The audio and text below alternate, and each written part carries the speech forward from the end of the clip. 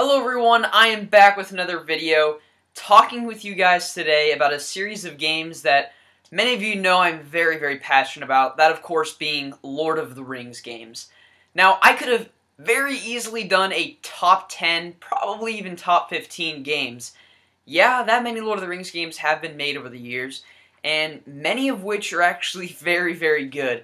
Of course I may be a bit biased in my opinion of those games, but I really do believe that a lot of these games are well made, very enjoyable for fans, not only of the Middle-earth realm, you know, all that Tolkien lore that's really good, but even if you're just a fan of, you know, action games, some of these games are, you know, real-time strategy, whatever it may be, they're great. And I think that many more people should play these games and know about them. So that's why I'm going to talk about them today.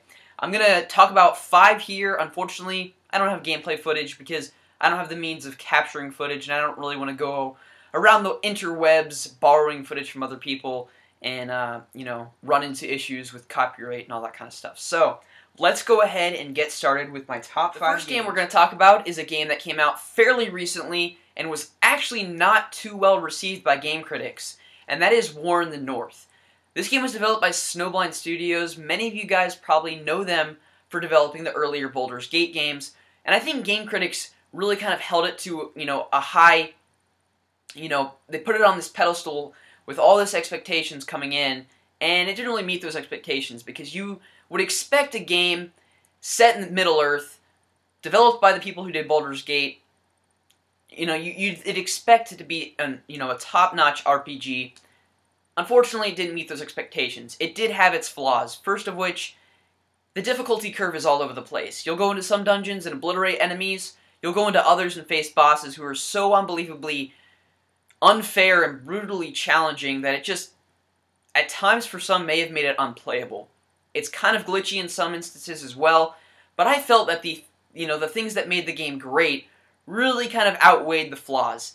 For me, it's a great action RPG with a fun story. There's 3 playable characters. You have a dwarf, an elf lady person who's kind of, you know, very much not only an elf, but also has a lot of magic abilities. And then the third being a ranger, so think Aragorn. And I just found the game to be a great hack-and-slash Diablo clone. What I really liked about it is that there's tons and tons of loot, new armor and abilities that you can upgrade your character with.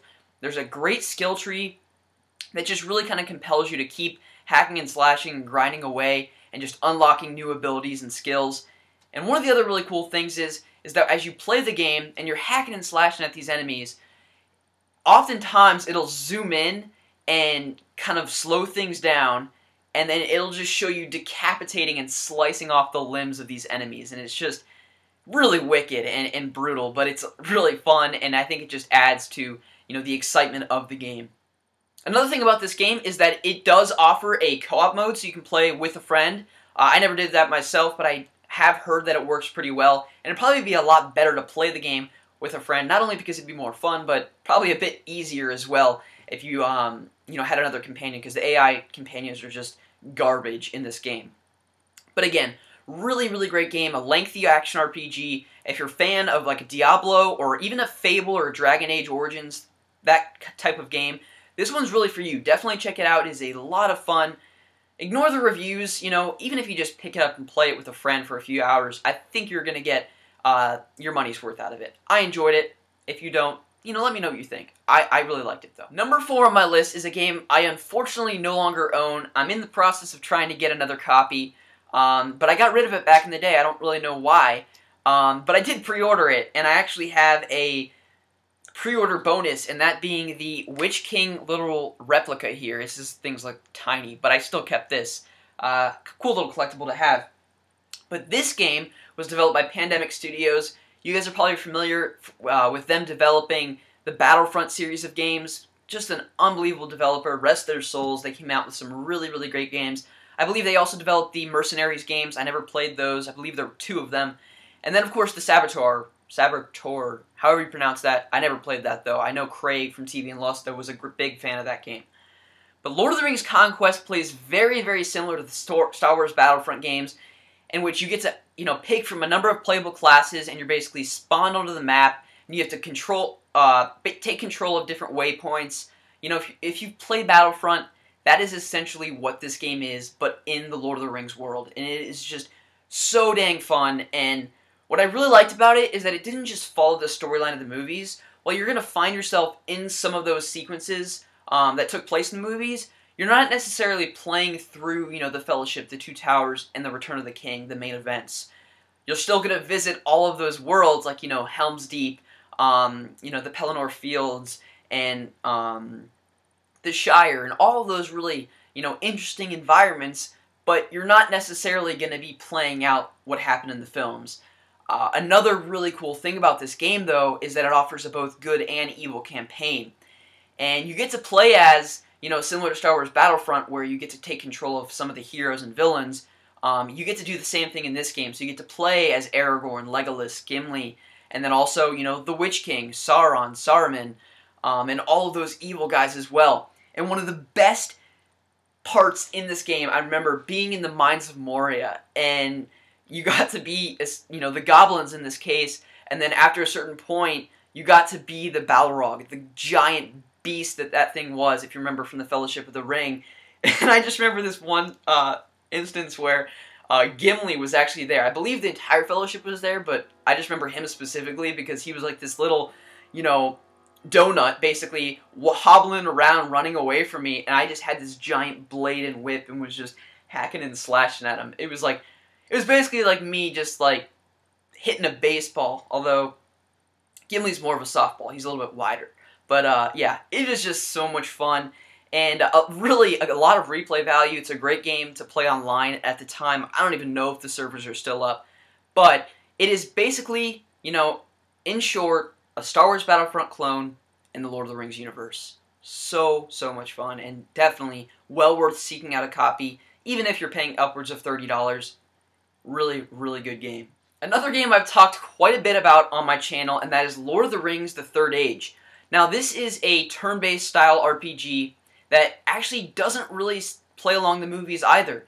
While it does take place on the same timeline, and you're going to actually interact with the people from the movies, it doesn't necessarily follow that story to a T. You're going to take place, and you're going to help the people in the Battle of Helm's Deep in those major events, but you're not necessarily going to be playing alongside those characters for the entire game. But it is very bare bones, you know, traditional turn-based style combat, but me personally, that really didn't bother me. I felt that, one, the game didn't overstay its welcome. You can complete this in 15 to 20 hours. It's not super lengthy, and while it doesn't require a ton of grinding, you do have to grind in some spots, but again, it really doesn't overstay its welcome.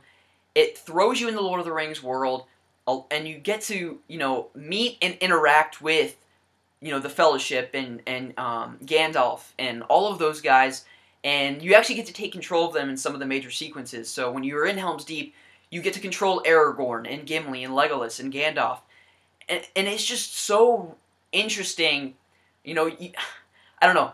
I've always wanted a traditional RPG, Lord of the Rings style, and in that universe with those characters, and I feel that this game did it very well. I know Pete Dorr did a video of games I regret buying, and this was one of his games, which, to me personally, I was surprised, but I think, you know, for people who may have been anticipating this game, may have been expecting much more, and I think there's one of the things, it says the most exciting RPG since Final Fantasy, is the blurb on the front here, which, I'm going to be honest, it comes nowhere near, and it doesn't hold a candle to Final Fantasy. But if you're looking for a very traditional RPG set in the Lord of the Rings universe, look no further. This game is really fun, and it is so absurdly cheap these days. You can get it on the GameCube, the PS2, and the original Xbox, and is definitely worth checking out. Alright, number 2 on my list, I have not a great story, but definitely one that's kind of dear to me. And that is Lord of the Rings: The Return of the King. Now, this, unfortunately, is not my original copy, but I remember years ago, you know, my parents had gotten divorced. They'd been divorced for a few years, and my mom, you know, has worked 2 jobs ever since my parents got divorced, and not making, you know, a lot of money. I mean, I'm going to be honest. And so I never expected, you know, a lot of gifts during Christmas time or my birthday or things like that. Just because I knew she really didn't have the necessary funds to do so. And I wasn't angry or upset about that. That was just the reality of the situation. And I was always grateful for what she could provide, and especially just the essentials, like putting food on the table and that stuff. I'm not going to get into the details, but I just remember, a certain Christmas. I don't remember the exact year. It was the same, because I believe The Return of the King came out in December. I don't remember the year, 2003 or 4 maybe. And I remember, leading up to the film's release, the game was announced as well.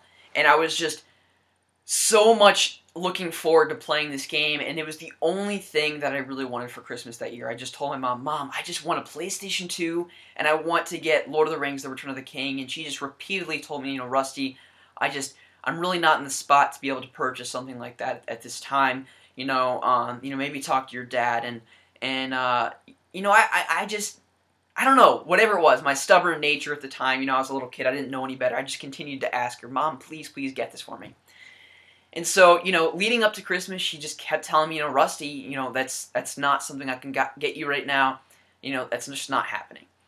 So, Christmas morning, I rush out, I fly through, rip open all my gifts, nothing. No PS2, no Lord of the Rings, nothing. And, I was just like, I wasn't, disappointed. I mean, I was to a degree, but at the same time, I knew, my mom couldn't afford it. And so, we all kind of were just sitting there talking, and then my mom's like, all right, guys, well, I have one more gift. And I don't remember. She always does this. My sister got one more gift. I don't remember what it was. And then she handed me this big box. And I was just like, oh my gosh, is this it? Is this what I've been looking forward to? I opened up the box, ripped it open, and it's just like this bland brown box. And I'm like, oh, this is not a PlayStation 2. So I open it up anyways, and I pull out a DualShock controller. It is a PlayStation 2 controller. I pull out another one, another controller, and then the big fat PS2 system is in there as well. And underneath all of that, wrapped in a piece of newspaper, is a brand new sealed copy of Lord of the Rings, The Return of the King on the PlayStation 2. And I just lit up with excitement. I was just so ecstatic that my mom went above and beyond. I knew that it really wasn't in the realm of her ability to do that, because she really didn't have the money to do that. But she sacrificed to some degree, and she made it happen. As moms often do, and I don't know, it's one of my most cherished memories, right up there with getting my Game Boy Color and Pokemon Red back in the day. But, yeah, what about the game? Okay, so my sister and I, we, ripped everything open, we put it in, and what was so amazing at the time, because up until this point, I hadn't seen the movie yet, it hadn't even been released. So what blew my mind was that, the opening sequence, you're actually in Helm's Deep. It's when Gandalf rushes down the field with the Rohirrim, and he just plows through that wall or line of orcs, and with his staff, and he just lights everything up, and he jumps off his horse, and then you get to play as Gandalf. But what was so amazing to me at the time was that it had gameplay, or it had actual footage from the films. But, I'm gonna get away from that a little bit and just talk about the actual gameplay. It is so unbelievable, and I think it holds up so well today. There are so many playable characters in this game. Of course, there are 3 different trees or story arcs that you play through. Of course, you play through the King's story, so you play as either Aragorn, Gimli, or Legolas. You can play through that story. And on the other arc, you play as Gandalf. And then on the other story arc, you play as Samwise Gamgee, and of course Frodo, to actually destroy the ring, which is just so awesome. But this game is just so great. You can play, couch co-op with a friend, again, on the PlayStation 2, Xbox, and GameCube. You guys need to play this game. It is just so much fun, and I don't know. I mean, it's probably more so, a great game to me just because the memories I have playing it with my sister, and just the story I have behind getting the game. But I still think it holds up so well today, and it really probably is my favorite Lord of the Rings game. But I don't know, I think this next one really kind of maybe takes the cake. But if you haven't played this game, do yourself a favor, pick it up. It too is very, very cheap these days. Number 1 on my list is a game I've spoken at length here on my channel about, and that is none other than Lord of the Rings: The Battle for Middle-earth 2 on the Xbox 360. Now this game is also available on PC, but for both PC and Xbox 360, it's actually skyrocketed in price as of late. I don't know why. It's not necessarily a rare game. It's probably just very sought after, which, for good reason. It is one of the greatest real-time strategy games I've ever played. And I've played a number of real-time strategy games in my time, and I just think this game does it so well. And many of you guys may be hesitant to buy this game for the 360 just for the mere sake of playing a strategy game with a console controller. And let me just put those worries to rest, because this game controls so well, and while it will take some time getting used to, trust me, once you play the game for 30 or so minutes, you're going to feel right at home, and it really does transition to console so well. And I remember actually seeing this game for the first time. My buddy and I, we went into a Blockbuster way back when those were still in existence, if you can remember. And we saw this game on the shelf, and we were just like, what the heck? Because if you'll notice here on the front cover, this guy, his name is Glorfindel. He's an elf. And then this guy's name is, what the heck is his name? Glowin. Glowin's his name.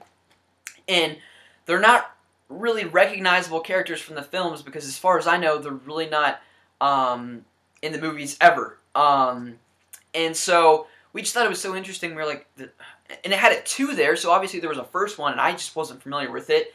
So we looked on the back, and I could tell that it was like an Age of Empires, Command and Conquer sort of game, but in the Lord of the Rings universe. And that's exactly what it is. And when we brought it home, we started playing it, and we were just like, oh my gosh, this game is unbelievable. It's just, you have this sense of empowerment when you take an entire unit of people, whether it's, the Rohirrim horses, or, the Mirkwood archers, and you just send them to attack, maybe a goblin hut, and they just like, pew pew pew, just like destroy it, or just whatever, obliterate the whole entire thing. You're just like, wow, this is pretty awesome. And this game offers both a good and evil campaign, so you're going to be taking control of both good and evil forces here. And each campaign, is 6 to 8 hours, so that in and of itself is enough to purchase the game. But the skirmish mode really is where the replay value really comes full force here. And what I love doing is going to the Helm's Deep map, and I'm always the elves, because the archers are just so awesome. And I'll just close the Helm's Deep gate, and I'll set the 3 enemies in the 3 corners of the map as the hardest difficulty setting. So they're just going to be sending waves and waves of enemies. And I'm basically replaying the movie sequence at Helm's Deep, because they're just rushing the gate with hundreds of thousands of enemies, and I just have my entire wall of elves just taking these guys out. And then behind the gate, I'm amassing this giant army of forces, and eventually when I have enough, I'll open the gate and just send everyone out and just obliterate everyone. And it's those types of things that you can do in this game that just make it so much fun and really just keep you coming back for more. But again, offers both a good and evil campaign that are really enjoyable and are completely unrelated to the things that happen in the films, which I found to be really, really cool, because it's just a completely new storyline that you get to experience and play through that has nothing to do with the films. The first game I've since gone back and played on the PC, which also is very, very fun, but that game had a lot of restrictions, and especially in the story, because you really only played out the sequences of the films, whereas this, it's completely not tied to the films, which is really, really cool, how it just goes off on all these different paths that you would just never expect. But again, so much fun. If you're into real-time strategy games, you really definitely need to check this one out. And buy it now sooner rather than later, because it really is going up in price.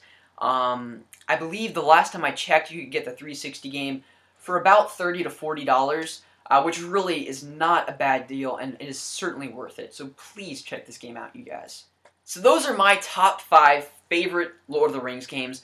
I could have talked about so many other ones. There's The Hobbit on the console that's actually kind of plays like a 3D Zelda game, which is actually really fun.